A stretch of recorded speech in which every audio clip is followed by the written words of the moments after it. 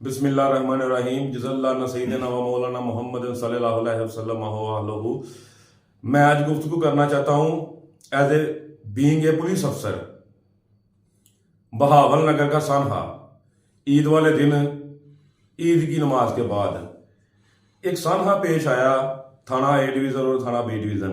उसके अंदर चंद आर्मी के लोग आए, उन्होंने आके थाने के अंदर पुलिस अफसरान के साथ तशद्दुद किया, उनको मारा पीटा, जुल्म किया। तो मैं ये कहना चाहता हूँ, सबसे पहले तो मैं उस वाक़या की शदीद मजम्मत करता हूँ। मुझे बहुत ज़्यादा दिली रंज हुआ, अफसोस हुआ। मैं मजम्मत करता हूँ कि ऐसा नहीं करना चाहिए था।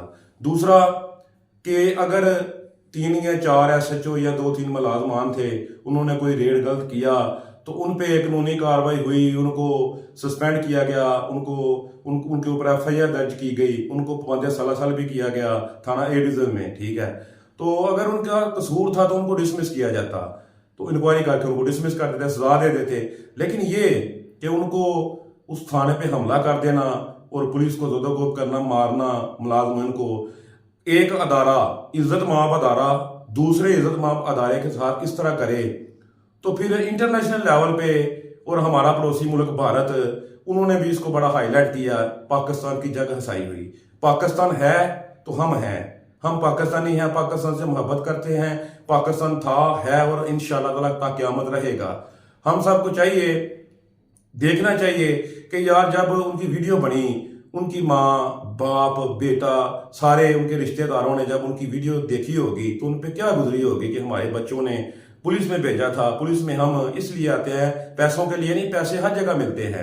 इज्जत शान शौकत जो हमें इस वर्दी से मिलती है वो नहीं मिल सकती, ठीक है, इसलिए हम पुलिस में आते हैं। तो तमाम अफसरान को, आला हुकाम को चाहिए कि इसकी मजम्मत करें, क्योंकि पुलिस के अंदर इस बारे में और अवाम में भी बड़ा गुस्सा पाया जाता है और रंज पाया जाता है, गम पाया जाता है कि इस तरह नहीं होने चाहिए था। अदारे हैं, वो चोर नहीं थे, अदारा था। एक अदारा अदारे के साथ इस तरह करे तो इसका बड़ा अफसोस हुआ हम सबको, सब पुलिस वालों का अफसोस हुआ, मुझे भी अफसोस हुआ। तो मैं उसकी मजम्मत करता हूँ। तो कोशिश होनी चाहिए कि इस तरह पाकिस्तान में इस तरह के मामले नहीं होने चाहिए। ज़िंदगी ने वफा की तो इंशाल्लाह मुलाकात होगी। अस्सलाम वालेकुम।